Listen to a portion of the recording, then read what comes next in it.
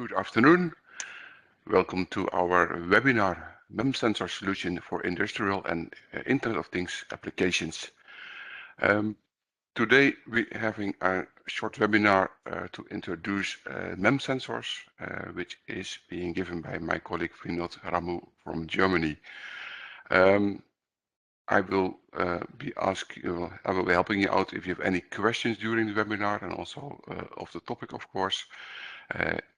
During this webinar, you will be muted, and hopefully my slide works. Yes, it works. So you cannot speak, but we have a question and answer possibility in the webinar software. So if everything is right on the bottom right of your screen, you should have a dialog where you could type your questions. Depending on your language setting, it's called something like questions and answers, Q&A. Or something that looks like it. The total webinar will take about 30 minutes for the topic, and we have about 10 to 15 minutes to answer any questions you might have. If for any reason we cannot answer your question, then we will of course try to help you offline with a phone call or an email just to find the answer to your specific question in hand. So that will bring me to the end, and I will switch over presentation to Vinod so that he can start the presentation.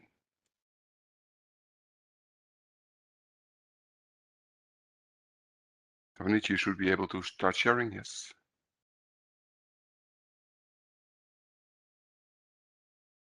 So I think my screen is visible right now. Yes, and we can hear you. We can hear you and we can see your screen. Good luck. Okay. Thank you for the introduction, Alex. So very warm good afternoon from my side, from Germany, so who are located in different time zones. Good morning and good evening. So for today's webinar about MEMS sensor solutions for industrial and IoT applications, I would like to start the presentation by giving highlights about MEMS in general, and why MEMS digital sensors are important compared to the traditional or conventional sensors which we already have, and what are the advantages of integrating MEMS digital sensors into IoT or industrial applications, and what is the portfolio that we offer for industrial and IoT applications, and some of the sensor features from our portfolio, and also the applications that we are already addressing and we will address in future. As I said, MEMS is a new term, so one needs to handle the sensor component with care because it's very sensitive. And I'm going to finish my presentation with a support that we give for MEMS sensor product portfolio. What is MEMS? MEMS stands for microelectromechanical system.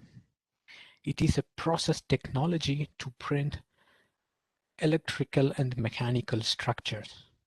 So MEMS is not a component, it's a process to manufacture semiconductor materials to produce electrical and mechanical structures. A typical MEMS sensor consists of many components. Typically it has a MEMS as a MEMS die, and then it has an integrated circuit which is called IC. Since every MEMS sensor has its own application, so that's why we have an application specific integrated circuits, and it's placed on a small PCB like substrate, and most of the cases these sensors are molded depending on the type of sensors. For example, in this case it's an acceleration sensor, so that's why it's sealed completely, the MEMS sensor. If the sensor is pressure or humidity, in that case there will be a small opening on top of this molded package. The sensors comes in many different interfaces for the soldering pads. What we have in general in our portfolio comes with a land grid array pattern. So every sensor has a contact pads on bottom of the package. As we can see on the left side, this is how the MEMS package looks on a transparent image, where components are stacked one top of each other. The connection between different components could be realized with small wire bonds, which you could see here. So here's a very good example how this MEMS components could be integrated with application-specific integrated circuits, ASIC, and also different MEMS caps or housings, and also the MEMS die. So the connection between different layers of the components works with the contact spares. And this is a very good example of the MEMS structure, how it looks. This is an example from acceleration sensor, where one could see or visibly recognize what are the structures that MEMS component have. For example, here, when the sensor is moved, these MEMS structures could also move when there is an acceleration. So there is some electrical contacts and also a mechanical structures which is easily movable. That is why the term we represent is micro electromechanical system. So why MEMS sensors? So what's so special about MEMS sensors when we compare to the traditional sensors that we have over years? So traditional sensors or conventional sensors, it's a system, it's not a sensor component. Typically, it consists of a sensing element and then external circuitry, which could read the sensor values and do all signal processing, which could be useful for the application in industry or IoT, in the IoT world. So in that case, the accuracy of the traditional sensors, it's not only depends upon the sensor component, but also the external circuitry, which is coming along with the sensor. So that is why the accuracy of the system is confined with sensor component and external circuitry. But in the case of MEMS, the sensor accuracy is the system accuracy. So here we talk about accuracy with integration of ASICs, the MEMS cap, the housing on everything as a whole system.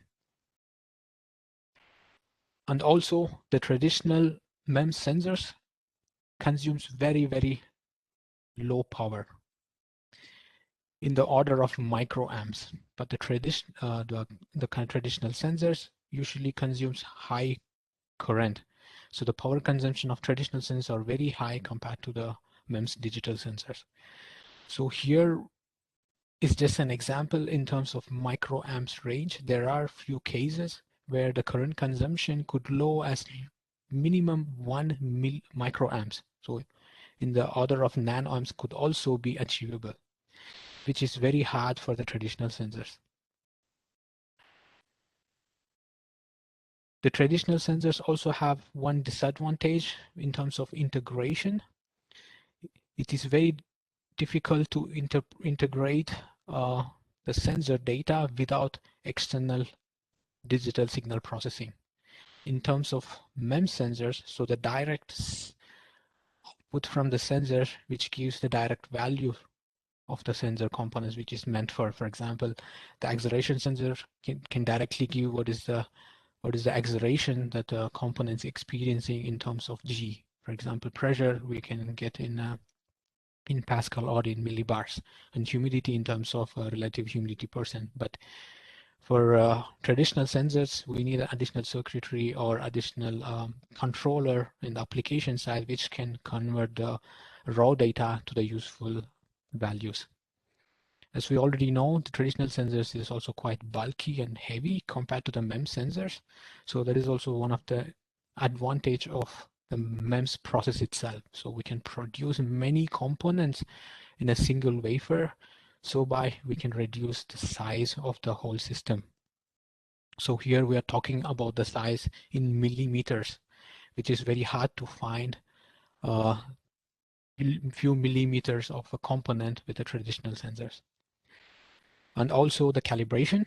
So MEMS sensors by default comes with fully calibrated after production. So no further calibration is required. But in case of traditional sensors, we need to calibrate on regular basis based on the recommendation from the manufacturer. So for example, in case of humidity sensors, the sensing element could degrade slowly over the years, so the calibration should be done in 1-2 years or 3-4 years, depends upon the manufacturer. But in case of MEMS humidity sensors, so the calibration is already done, and we even have further advantage when we consider the MEMS sensor, because there is an offset which happens over the years, which is already defined by the manufacturer of the MEMS sensors. By knowing the offset that we experience in 1-2 years, we can already consider the offset in the integrating the sensor drivers in the host controller, so we can avoid even the offset over years. And since it's a digital component, most of the MEMS sensors comes with an ASIC integrated, so there is a lot of flexibility to put the sensor into operation. For example, the sensor what we offer comes with typically 3 different operational modes depending upon the application for IoT or for any industrial in the industrial world. For example, the sensor could normally work in a normal operational mode where the current consumption is optimal and the performance is also optimal. There are few cases where the accuracy of the sensor should be high, but power consumption is not a big deal. In that case, one could change the operation and put the sensor in a different setting, so the best performance from the sensor could be used with a MEMS sensor. But with the traditional sensor, the case is completely different. The sensor, we have to plug it in and then it gives the data as a continuous operation. So the flexibility to put the sensor into operation is little complex. What do we offer from our MEMS sensor portfolio for industrial and IoT applications? We have decided that we want to have MEMS sensor products for industrial applications. So we primarily focused before introducing the products into our portfolio that our sensor should be working in the IoT applications and also for industrial applications. So we have realized all our MEMS sensors should fit for the IoT requirement. So most of the IoT or industrial requirement comes with some kind of specification. For in the IoT world, the battery consumption of the IoT device is very critical. So the sensor should consume very low power, and sensors should also work with a very low supply voltage. To give an example, for example, 1.4 or 1.6 volts to 3.6 volts, where one could make a lot of IoT-based applications with such a bright and also for the low voltage supply voltage.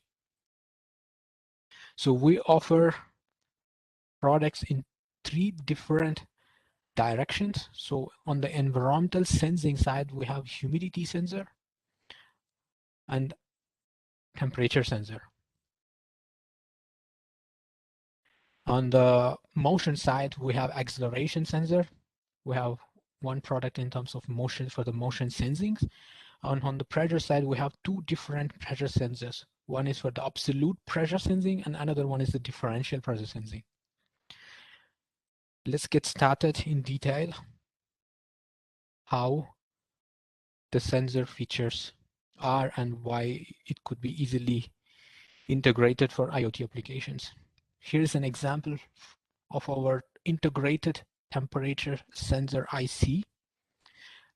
The sensor can measure a temperature from -40 to 125 degrees Celsius. So it's a very bright temperature sensing range for a very small component. And it could offer an accuracy of 0.5 degrees Celsius.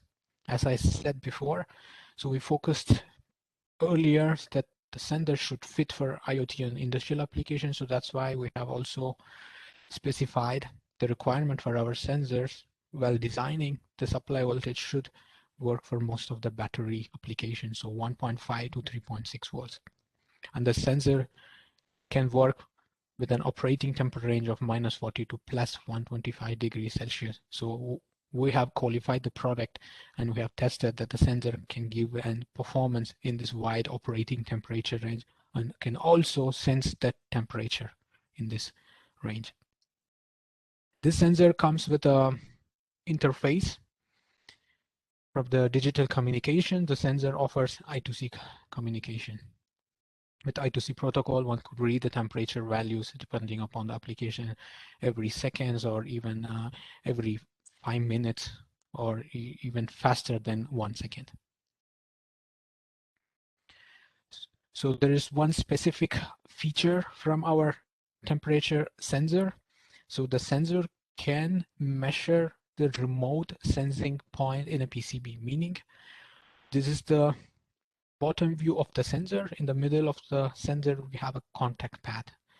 So this pad will help to sense the temperature of a controller which is far away from the temperature sensor. So here is a very good example in a PCB where we have some power devices, but we want to monitor the temperature of this power device. By integrating the sensor far away from the power device, we could make a copper pads below the sensors on a layer on a layer 2 or layer 3 with four layer PCBs. We could measure what is the temperature of power device with a temperature sensor through I2C communication. By doing so, if we want to do some actions for an IoT application, so the temperature is heating, the temperature of the device is heating up. So if you want to shut down the whole system, then with the help of temperature sensor contact pads, one could easily set a interrupt signal from the contact specs of this temperature sensor, which could be easily utilized.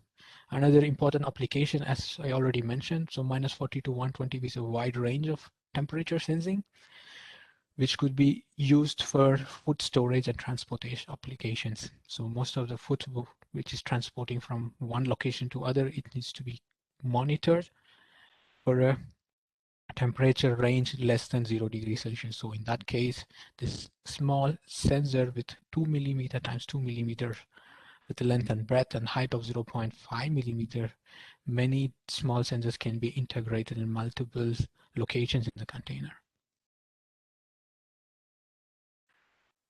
So another product from our portfolio is a 3-axis acceleration sensor. It is all MEMS based, which is so small for an acceleration sensor with 2 millimeters times 2 millimeters dimension. So the sensor can measure the acceleration up to 16 G on the 2 axes, on the 2 directions, meaning it could measure on the negative side -16 and also the positive side 16 degrees on the same axis. It can give an accuracy of 3%, which is the min and maximum value. So this is not the typical accuracy, this is the min and maximum accuracy what the sensor can offer with a very low supply voltage, as already mentioned.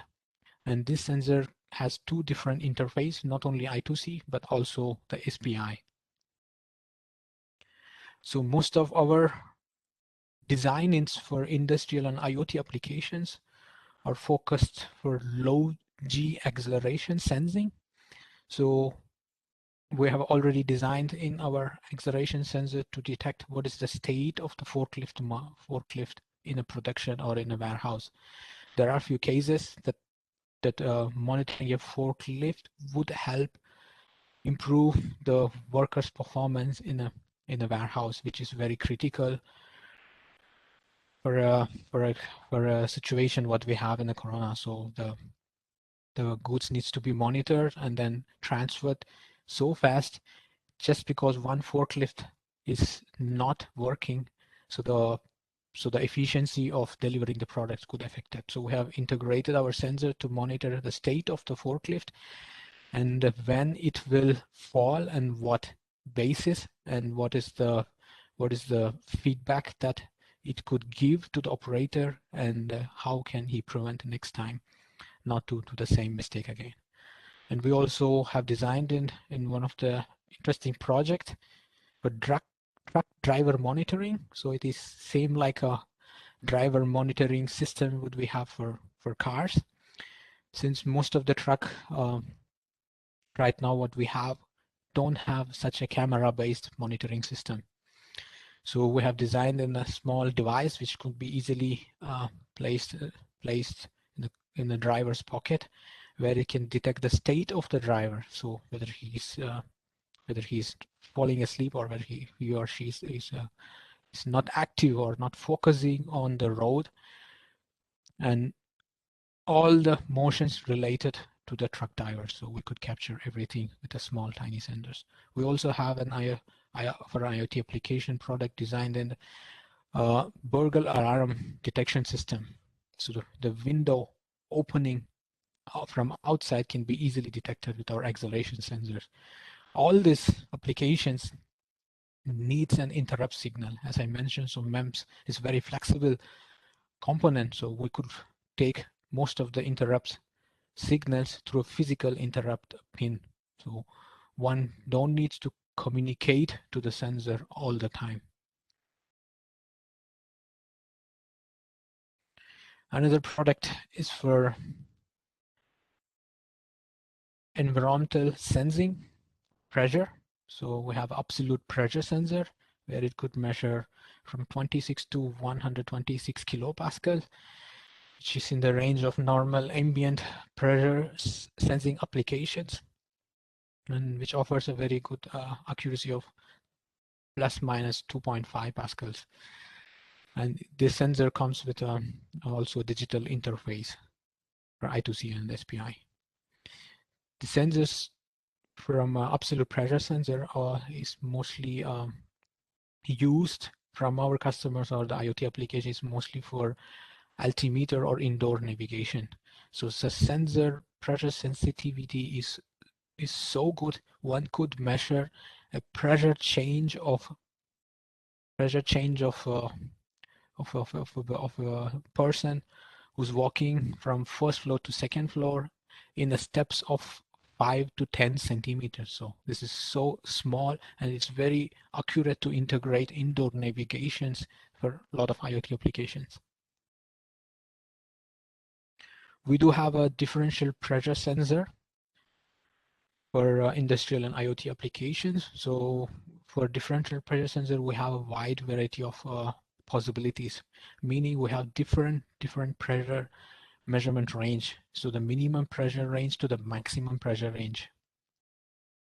So all the sensors for these 5 different pressure range has the same footprint. So one needs to only have one sensor footprint, but can have many different pressure ranges. So the sensor detects the difference of the pressure between these 2 ports, which is used in many different applications. One of the applications is to monitor the filter state of heating, ventilation, and air conditioning systems. The last product what we have is the humidity with integrated temperature sensor. The sensor could measure the complete relative humidity range from 0 to 100%, and it could operate also from minus 40 to 125 degrees Celsius, which is also used for food storage and transport applications, which offers a very good accuracy of 3.5% relative percentage. We have focused for many applications and also designed in. One of the applications that we are predominantly working right now in these years is to sense the humidity in an indoor farming or horticulture racks. For indoor farming, the light is not also the important factor. There are other parameters one could measure to optimize the yield in the indoor farming. Similarly, for the storage condition in warehouse. So every electronic devices and then paramedical products needs to be stored in a specific humidity and temperature conditions. This could be constantly monitored with the help of MEMS sensors. So as I mentioned, MEMS sensors is so small, but here comes a catch. Since the component is so small, one needs to handle the component very, very carefully. So that is why we have written a specific document called ANM001. In this document, one could understand how to design the PCB components when they integrate MEMS sensors in their design. Here is a few examples. So the component, which is of MEMS based, should always have a keep out of 2 millimeters. Every MEMS sensor is sensitive for stress from the PCB. Depending on the MEMS component, the stress sensitivity is high. Here is an example of humidity sensor, where the stress from components which are placed so close would also affect the accuracy and offset of the humidity sensor. At the end, we are placing components so close to each other that when one doing the reflow soldering process, the MEMS can tilt so slow, and the stress of the each stack that we have seen before could increase the inaccuracy or could increase the offset, which is really not a replaceable or reversible after soldering. So before soldering PCB design, one needs to always take care what are the guidelines one needs for specific sensors in their hardware design. So 2 millimeter keep out is always recommended. And also the heat sources, which are so close to the sensors, will also affect the sensor performance. So sensors should always be placed far away from heat sources. Especially for humidity sensors, it is really important. Since the component is so small, the sensing element of humidity is also so small. So we are talking about the dimension of humidity sensing in the order of less than 200 microns, so micrometer. So that is the reason that any heat source close to the humidity sensor is not recommended in general for all MEMS sensors. Another important point with the screws. So we do got some questions from the customers that the performance of the sensitivity is changed so badly due to screws which are so close to the sensor. Here is an example of a pressure sensor and also acceleration sensor. So screws placing so close to the sensor will have a constant offset after soldering. Not following the guidelines will result in additional offset, and also the accuracy of the sensor output will be affected. This cannot be reversible. So before going into the design on the PCB side, on the hardware side, one needs to look and take care of the guidelines for specific MEMS sensors.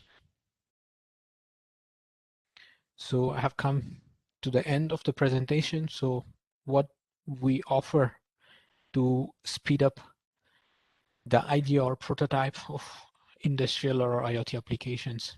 On the documentation side, we do have 3 different types of documents.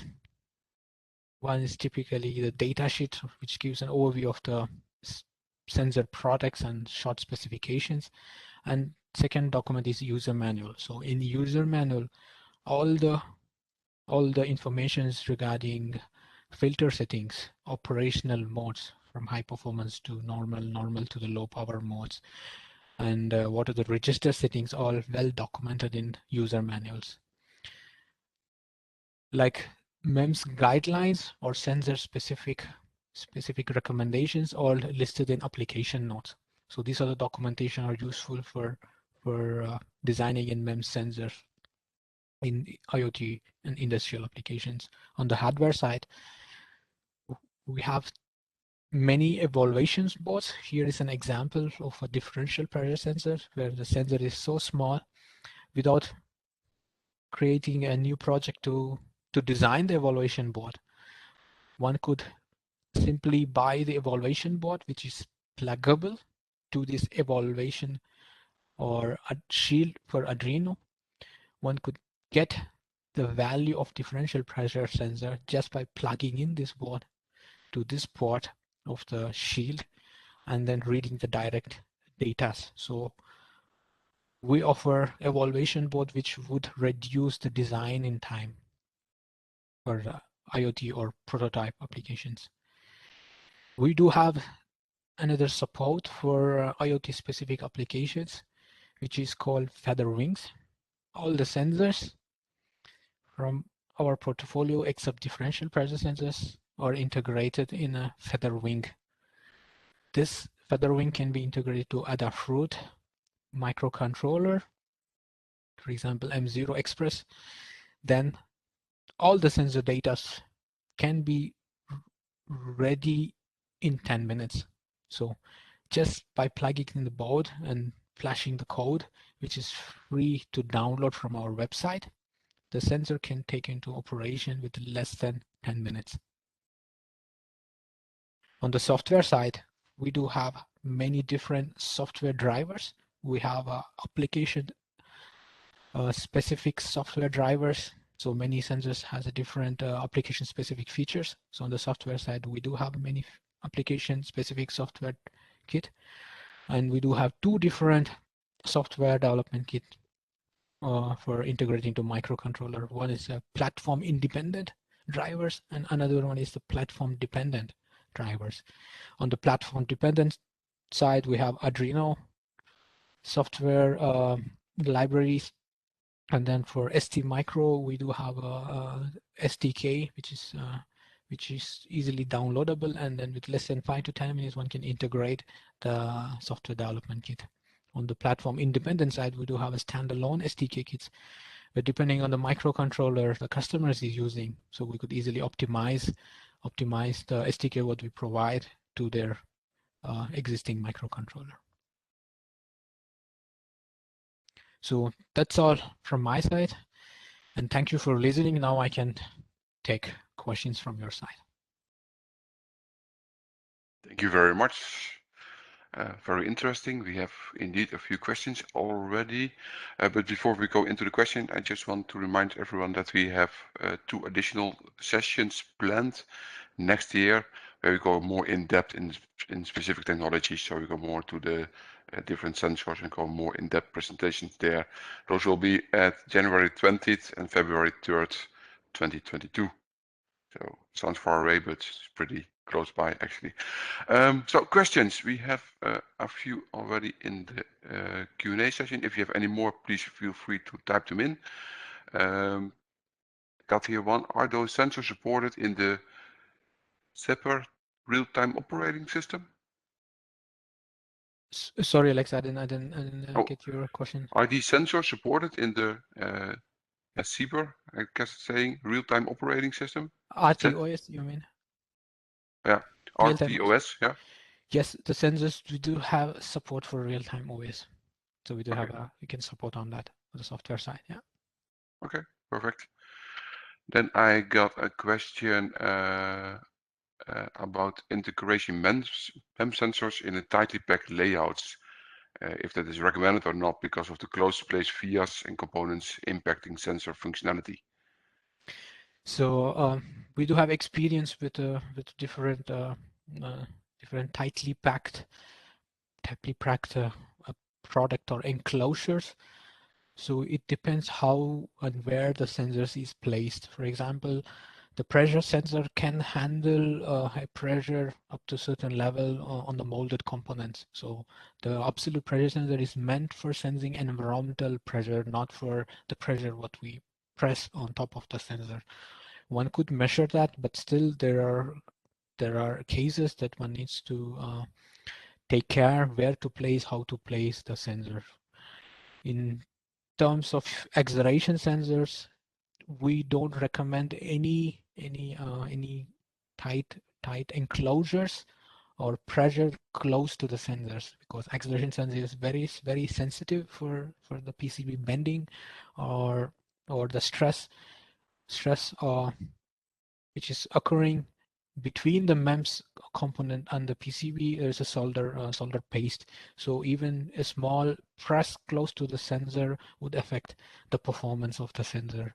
But we do have experience on packages which has an enclosure. So in that case, we would support or recommend where to place the sensor. So if the customers can contact us, then we can say how and where the sensors could be placed. But in general, it is not recommended. Okay, perfect. Thank you very much. So too short. It depends on the application. Let me see. We have a few other questions. This is one I find interesting myself. I had something similar in mind, a little bit smaller field. How do the acceleration sensors work in very strong magnetic fields, up to 20 Tesla? I mean, the acceleration sensors, what we have is a 3-axis acceleration sensors. We have not tested for such a strong magnetic, the magnetic field, and it don't have any impact for the magnetism what we get from the small magnetic range. But for such high magnetic range, we have not tested it, and the answer is we have to test and then see. And in general, it should not be related to the magnetism around it. Okay, well, there's one question I had myself, looking at all your recommendations, if there was any restriction of electromagnetic fields caused by DC-DC converters, for instance, but I guess that's not the case here as well. Yeah. Okay, perfect. Does the PCB thickness affect acceleration sensors functionality? The PCB thickness Yes. don't affect the acceleration sensitivity or measurement range as long as the PCB is standalone. So the component is measuring the acceleration, not the PCB associated with it. So it doesn't matter how thick the PCB or how thin the PCB is, the functionality and the sensitivity of the sensor would not affect if the sensor is soldered with the guidelines what we have mentioned. So size of the PCB does not affect the performance of the acceleration sensing. Okay, perfect. Let me see.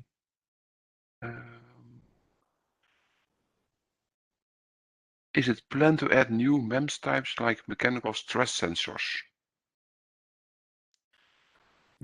Stress sensors, we do have a portfolio for next coming years. We have not considered any stress sensors for mechanical stress, but if you have any requirements and if you have interesting customer feedback, we do consider that. So the next portfolio, what we are thinking is to go deep in the direction of acceleration sensing, not only 3-axis, more than 3-axis, so 6 and 9 axis on the pressure side, many different pressure range, and also the environmental side. But the stress sensor we could slowly be integrating in the coming years, but not immediately. Okay, thank you. Any more?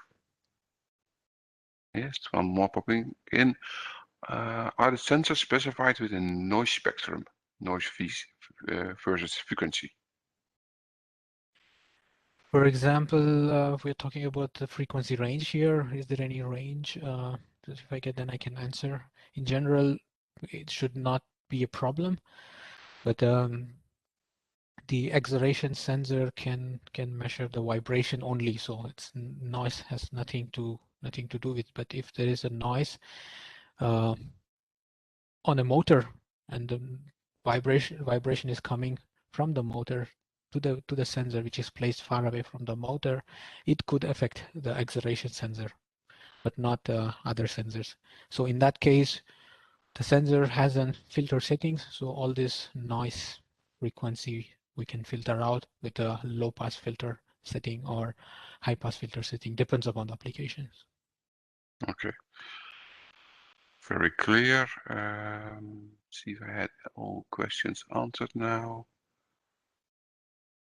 One specific question asking for an adapted PCB to 2.45 millimeter grid for a module. I think we should take that at directly with the customer.